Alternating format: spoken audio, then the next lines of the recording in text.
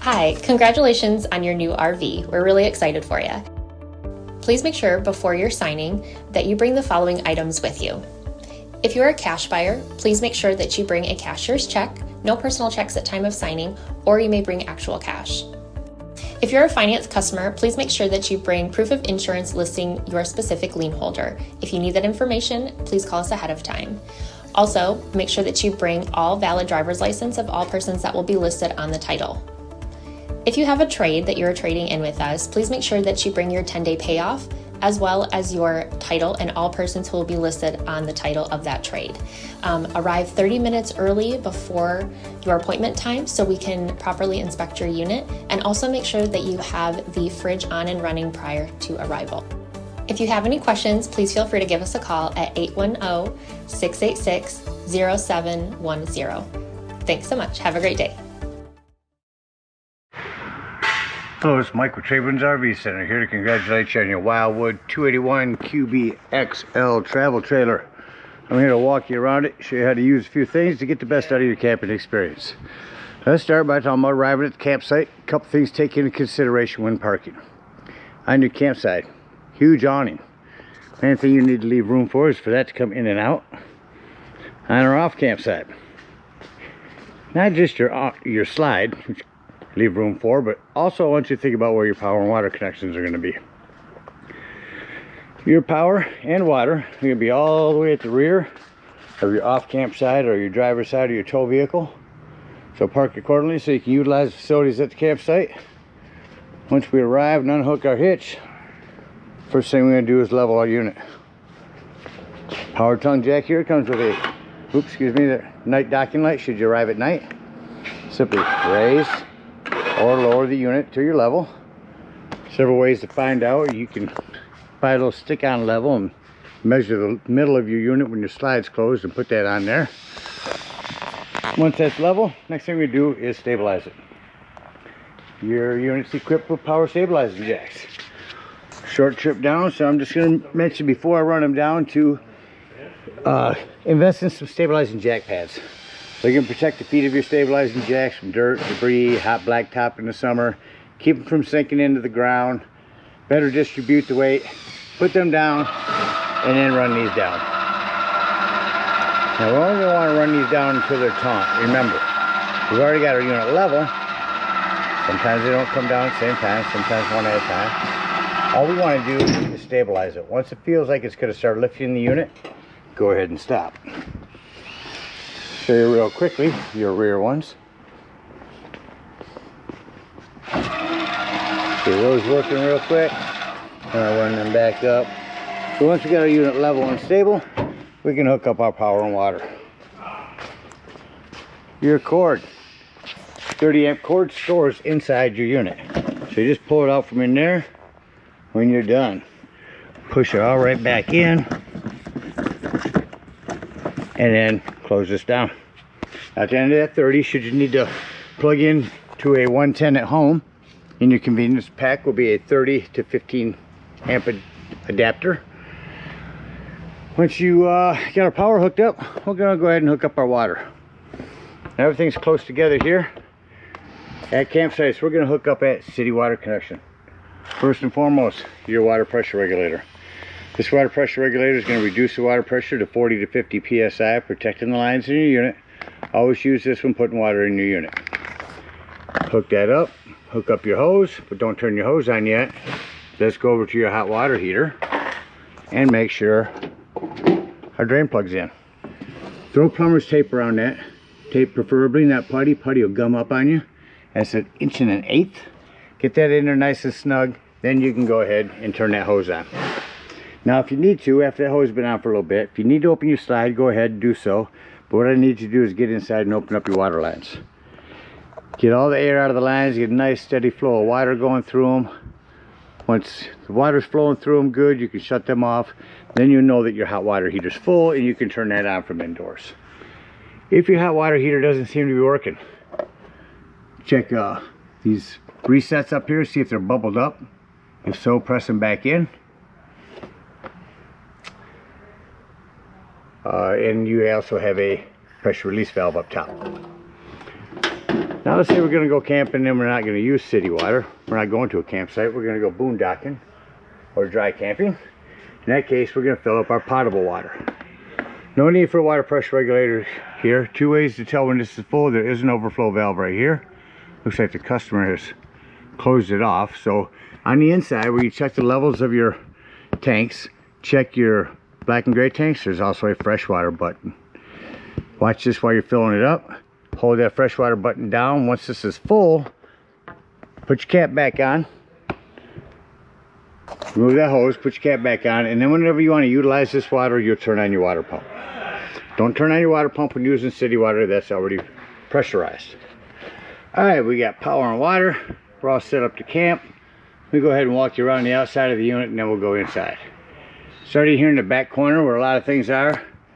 Again, your hot water heater, cable and satellite hookup, potable water, city water, your power, your potable water drain, sewage, black and gray tanks, and there's also another gray handle right back there behind the fat hose, fat size drain on the back side. You'll have to pull that one first. We'll talk about that later. Access to the back of your fridge for techs. There's a vent for your microwave. Not much more on your off campsite except your big pass-through storage area. Your stabilizing jack down. And in front, your batteries. Check your battery post now and then. Make sure those haven't wiggled loose going down the road. Your propane does come with a regulator. Lefty loosey to open. Again, your power tongue jack. If you lose power, underneath this rubber stopper right here, you can get this little hand crank down in there. And that'll get this up and down if you lose power. Continuing down, you also have a cover for your propane tanks. On your awning has a pitch control. If it's raining and your picnic table's down there and you want the rain to come this way, pull down on it. Pitch, that'll send all the rainwater this way. Again, your pass-through storage, stabilizing jacks. Let's say flue for your furnace. A couple things on this. One, make sure it's never blocked. And two, if you run your furnace, steer clear of it. It does get hot. A couple of 110s out here. Back here behind your tires up underneath is going to be your low point drains. The outdoor kitchen over here. Your sink area will pull out here. Fridge, stabilizing jacks. And on the back you have a bumper griddle. So you have this cotter pin. We'll remove this cotter pin. Swing this entire thing up and around. Just like so. And then your quick connect LP for that is right there. Swing it back. Put your cotter pin back in before traveling. Spare tire. And that about covers everything out here. Let's go take a look on the inside. Coming up inside the unit, look immediately up to your upper left. Up here is where you'll check your brand new battery. Your freshwater button to tell when your potable water is full. Your black and gray tanks. Here's where you turn on your water pump if you're using potable water. Here's where you turn on your water heater. Interior lights. Exterior porch light. Your awning. I want to show you, you only want to run that awning out until you can see your brown bar. These will continue to run themselves out and past that point and start to run themselves out backwards. So keep an eye on it when you're running it out. Make sure that you don't run it out further than you need to. Shut off the porch lights and continue the tour inside. Here's where our furnace is going to come in. To my right is going to be a sound system.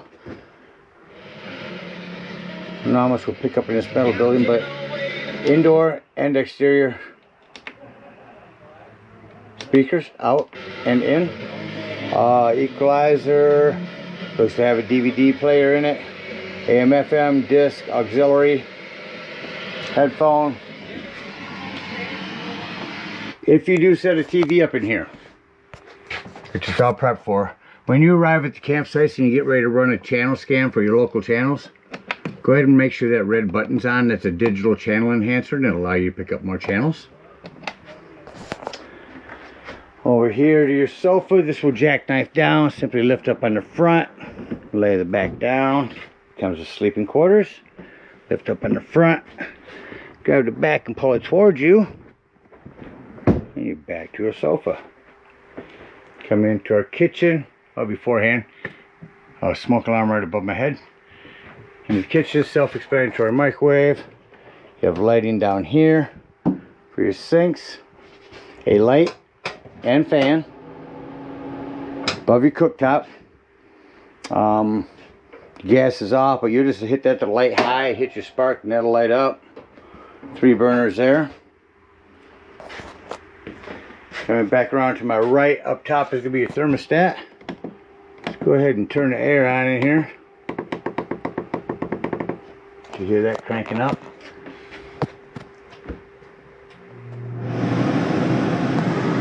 Now you notice I'm going to shut your air off. It should shut off rather quickly.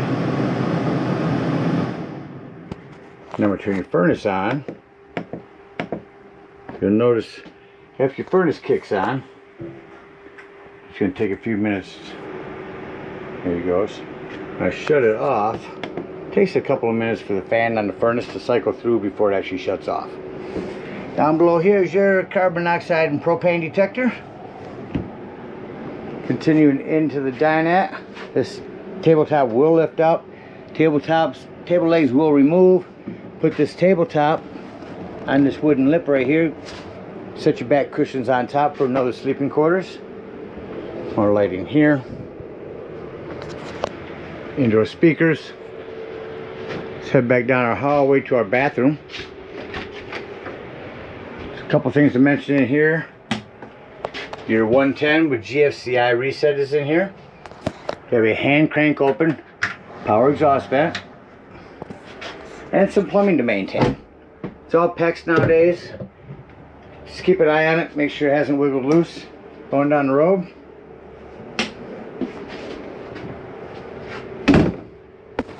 Dometic fridge. 2 settings really. So we just turn it on. And you are going to be pushing it in to set to auto. Auto means when you're plugged in, it's running off electricity. As soon as you unplug, it's running off gas. Lift up on that. Now you're running off just gas, and that light will come on when your gas is low. You have a curtain for your bunk room. Lots of individual lights, 4 of them. 110 down there, and a big closet. There's your furnace set out. Down here, as you exit, is your breaker box enthusiast. A ton of 15s in there. See a 3, a 40. Highly recommend having some of those with you when you go camping. Access to your water lines up underneath your fridge. Heading back to your bedroom. 110 here, here as well. Aftermarket big cushy mattress. You want a smoke alarm in here. On these doors, you want to make sure that when you're traveling, snap them in. You are also prepped for a TV on this side. You can run everything through and plug in on the other side. You have some storage under your bed. This is all individual lighting. And that about covers everything on the inside. Let's act like we're leaving the campsite and close the unit up. What I like to do is come to my main control panel and shut off my interior lights. Because then, I'll start at the back and work forward, I can see all the individual lights in the unit I need to go through and shut off. So let me knock all those out real quick. Alright, so I've shut off every light in the unit except for what can be controlled from here at the control panel by the door, which is pretty much just this one. And now I'm going to say doors and drawers. Walk through the unit, make sure all doors and drawers are closed. Nothing's going to impede your slide from coming in. Nothing's going to be in a bouncy around kind of mood as you're going down the road. So secure things, batten down the hatches, and come over here and push up on your left button here. That is your slide control. Again, short slide, doesn't take much to bring it in.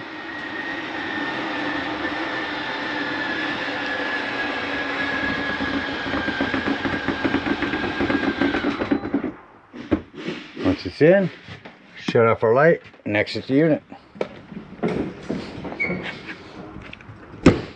Just fold your steps up. Make sure to lock and deadbolt your door when you leave the dump station. If we are out boondocking, dry camping, we're going to go ahead and dump our freshwater tank before we hit the road. And that's going to be this white one right over here. Otherwise, unhook our power, our cable, our water, bring up our stabilizing jacks, hook up our hitch, and head on up to the dump station. At the dump station, park accordingly. Your dump is going to be behind your tires on your driver's side of your tow vehicle. Got a 10-foot hose comes with your convenience pack. Park accordingly, hook that hose up. Alright, we're going to get up underneath here and we're going to open up that gray handle right up in there. That's going to open up our fat sewage hole. We're going to open up this black handle here next. That's going to be your sewage. Once it sounds like it's no longer draining, go inside and look at your tank, make sure it's empty. Close that black, pull your gray handle. Now while your gray handle's dumping, I like get up underneath there, the other side there, and dump your low point drains, that red and blue hose up there. When that is done, come back around here to your hot water heater.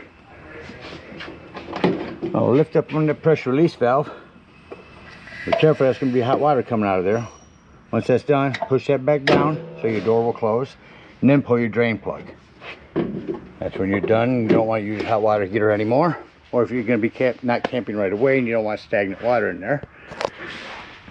Once that's done, go ahead, make sure your gray handle's finished draining. Once that gray tank is done draining, close that handle. Again, those are cleaner waters, your sinks, your showers.